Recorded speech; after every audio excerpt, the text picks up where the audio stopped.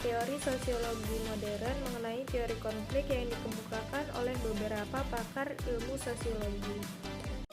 Yang pertama, kita lihat definisi konflik. Konflik adalah suatu kenyataan hidup, tidak terhindarkan dan sering bersifat kreatif. Konflik terjadi ketika tujuan masyarakat tidak sejalan dari hal tersebut, menimbulkan perbedaan pendapat dan biasanya diselesaikan tanpa kekerasan dan sering menghasilkan situasi yang lebih baik bagi sebagian besar pihak yang terlibat. Karena itu, konflik tetap berguna, apalagi karena memang merupakan bagian dari keberadaan manusia. Nah, konflik sosial biasanya terbentuk dengan sifat yang pertama memaksa. Pastinya sudah memaksa pihak lawan untuk memperebutkan dan mempertahankan kepentingan. Yang kedua, itu eksternal, yaitu konflik yang berada di luar diri manusia. Dan ketiga, universal, yang mana konflik yang berlaku secara umum. Nah, perlu diketahui, konflik dan kekerasan adalah dua hal yang berbeda.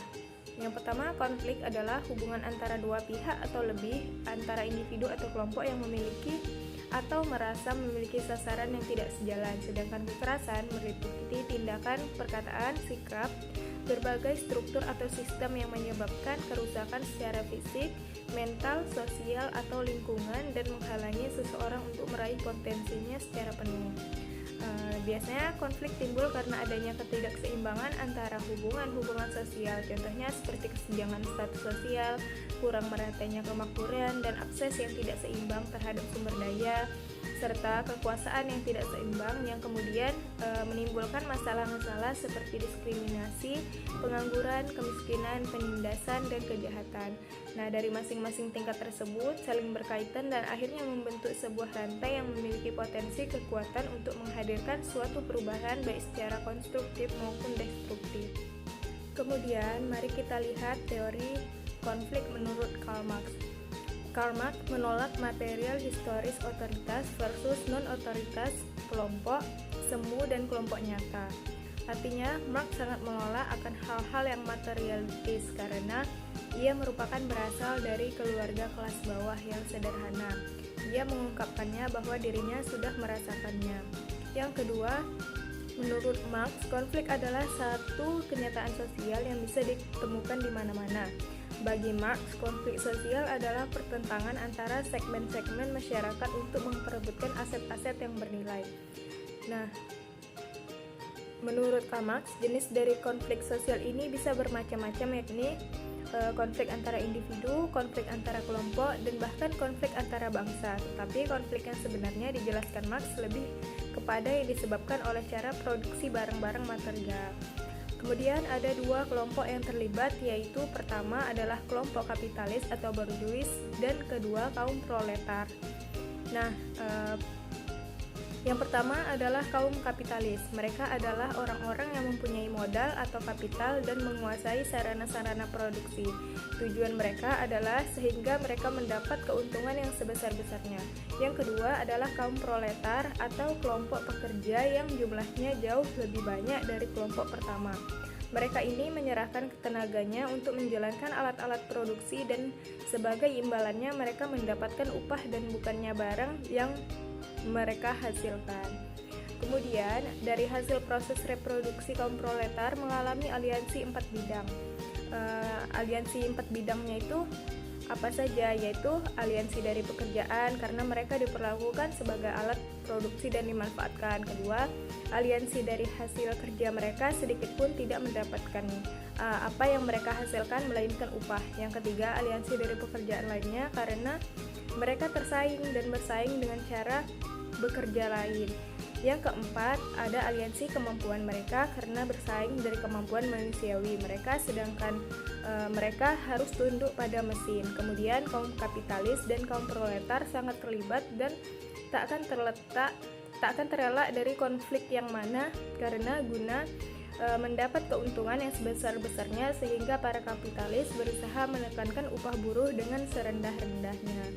Kemudian satu-satunya cara yang dapat ditempuh untuk keluar dari sistem kapitalis yang tidak adil pada kaum proletar yaitu dengan cara melakukan revolusi. Nah, dengan cara yang bagaimana? Caranya yaitu kaum proletar harus menyadari diri sebagai orang-orang yang tertindas karena Kesadaran tersebut sebenarnya yang menjadi sangat penting untuk menciptakan perubahan. Kemudian mereka juga harus mengelompokkan diri dalam suatu wadah, yaitu seperti organisasi buruh, karena seperti yang diketahui, jika secara individual buruh sangat sulit memperjuangkan kebaikan nasibnya, tetapi dengan adanya individual buruh dari organisasi tersebut, mereka bisa memperjuangkan tuntutannya. Bagi Marx sendiri sudah merasakannya. Kemudian kita lihat teori konflik menurut Rolf Dahrendorf. Konflik terjadi antara kelompok-kelompok yang terkoordinasi. Setiap masyarakat harus tunduk pada proses perubahan yang mana masyarakat jika teratur maka akan mempermudah pada proses perubahannya. Nah, perubahan yang dikatakan di sini seperti membawa ke arah yang lebih baik dan lebih berkembang. Setiap pertikaian dari konflik di dalam masyarakat pasti selalu ada di dalam sistem sosial. Nah, pada teori fungsional menyatakan bahwa elemen masyarakat sangat berperan dalam menjaga stabilitas. Namun, pada teori konflik melihat dari berbagai aspek elemen masyarakat yang menyumbangkan terhadap disintegrasi dan membawa perubahan. Teori konflik melihat apapun keteraturan yang ada dalam masyarakat yang berasal dari pemaksaan terhadap anggotanya oleh mereka yang memiliki strata yang berada di atas atau memiliki kekuasaan. Pada teori konflik ini sangat menekankan pada suatu peranan kekuasaan dalam mempertahankan ketertiban dan keamanan dalam masyarakat. Kemudian, Rolf Dahrendorf sangat menentang adanya teori fungsionalisme struktural dalam masyarakat karena menurutnya kalau teori fungsionalisme struktural masyarakat dia berada dalam kondisi yang statis atau tepatnya bergerak dalam kondisi keseimbangan untuk menekankan keteraturan masyarakat, sedangkan teori konflik untuk melihat pertikaian dan konflik dalam sistem sosial. Selain itu, menurut Dahrendorf, konflik mewakili peran dari suatu organisasi yang mana organisasi menggerakkan dengan karakter kekuasaan dan kekuasaan yang memaksakan. Dalam masyarakat yang terintegrasi, harmonis, saling memahami versus konflik. Nah, di sini teori konflik yang dikemukakan oleh Rolf Dahrendorf seringkali disebut teori konflik dialektik.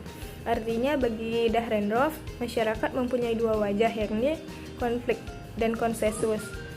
Kita tidak mungkin mengalami konflik kalau sebelumnya tidak ada konsensus. Misalnya si A dan si B yang berada dalam sebuah organisasi atau perkumpulan tidak mungkin terlibat dalam konflik karena mereka tidak pernah mengenal satu sama lain dan hidup bersama. Demikian pula sebaliknya, konflik bisa mengantar orang pada konsensus. Kemudian kita bisa lihat unit analisis konfliknya. Yang pertama itu keterpaksaan, yang mana menciptakan organisasi sosial yang pada konflik ini terdapat relasi yang ditentukan oleh kekuasaan. Nah, kekuasaan terbagi menjadi dua, yaitu modern dan industri, yaitu wewenang kekuasaan legitimate dengan hubungan authority. Kemudian yang kedua ada otoritas yang melekat pada posisi adalah unsur kunci dalam analisis Dahrendorf. Otoritas secara tersirat menyatakan superordinasi dan subordinasi. Kekuasaan atau otoritas selalu mengandung dua unsur, yakni penguasa atau orang yang berkuasa dan orang yang dikuasai atau atasan dan bawahan. Yang ketiga ada otoritas yang dianggap absah. Sanksi dapat dijatuhkan pada pihak yang menentang saat kekuasaan merupakan tekanan atau koersif. Satu nama lain, kekuasaan dalam hubungan kelompok-kelompok terkoordinasi ini memeliharanya menjadi legitimate dan oleh sebab itu dapat dilihat sebagai hubungan authority di mana beberapa posisi mempunyai hak normatif untuk menentukan atau memperlakukan yang lain. Nah, dari hal tersebut dapat dikatakan bahwa terdapat hak normatif untuk memperlakukan yang lain. Kekuasaan dan wewenang senantiasa menempatkan individu pada posisi atas dan posisi bawah dalam setiap struktur. Karena wewenang itu adalah sah, maka setiap individu yang tidak tunduk terhadap wewenang yang ada akan terkena sanksi. Dengan demikian, masyarakat disebut oleh Dahrendorf sebagai persekutuan yang terkoordinasi secara paksa. Oleh karena itu, kekuasaan selalu memisahkan dengan tegas antara penguasa dan yang dikuasai. Maka dalam masyarakat selalu terdapat dua golongan yang saling bertentangan. Kemudian yang terakhir itu teori konflik menurut Lewis Althusser. Nah, Lewis Althusser mengemukakan Teori disebut teori fungsionalisme konflik karena ia menekankan fungsi konflik bagi sistem sosial atau masyarakat. Lewis-Coser lebih memusatkan kepada fungsi-fungsi dari konflik. Kemudian, Coser mendukung teori konflik ini untuk menekankan pentingnya konflik untuk mempertahankan keutuhan kelompok, yang mana pendukung teori konflik lainnya memusatkan analisa pada konflik sebagai penyebab perubahan sosial. Kemudian, konflik dapat memperkuat solidaritas kelompok yang dianggap sudah agak renggang. Artinya, konflik dianggap dapat membawa perubahan dalam masyarakat yang terancam disintegrasi. Konflik dengan masyarakat lain bisa menjadi kekuatan yang mempersatukan. Jadi, jika kita lihat dari menurut Coser sendiri, konflik itu bisa menyumbangkan banyak pada suatu pelestarian kelompok dan dapat mempererat hubungan antar anggotanya dengan cara menghadapi musuh bersama, dapat mengintegrasikan orang yang menghasilkan solidaritas dan keterlibatan, serta mampu membuat orang lupa akan perselisihan antara mereka. Fungsi positif dari konflik menurut Lewis-Coser ini merupakan cara atau alat untuk mempertahankan, mempersatukan, dan bahkan untuk mempertegas sistem sosial yang ada. Kemudian kita lihat analisis konflik menurut Coser.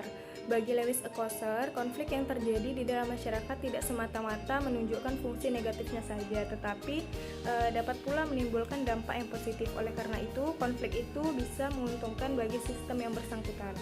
Kedua, pada gambaran Coser, konflik itu sebagai perselisihan mengenai nilai-nilai dan tuntutan-tuntutan berkenaan dengan status, kekuasaan, dan sumber-sumber kekayaan yang dari persediaannya tidak mencukupi. Kemudian, menurut Coser juga, suatu unsur interaksi yang penting dan sama sekali tidak boleh dikatakan bahwa konflik itu selalunya tidak baik atau memecah belah ataupun merusak. Pemikiran Coser juga berpendapat tentang solidaritas internal dan integrasi kelompok dalam in-group ataupun out-group. Integrasi yang semakin tinggi dari kelompok yang terlibat dalam konflik dapat membantu memperkuat batas antar kelompok itu dan kelompok lain dalam suatu lingkungan. Selain itu, Coser juga mengungkapkan bahwa fungsi konflik eksternal untuk memperkuat kekompakan internal dan meningkatkan moral kelompok sedemikian pentingnya sehingga kelompok-kelompok dapat berusaha memancing sifat antagonis dengan kelompok luar dan menciptakan musuh dengan orang luar untuk mempertahankan atau meningkatkan solidaritas internal.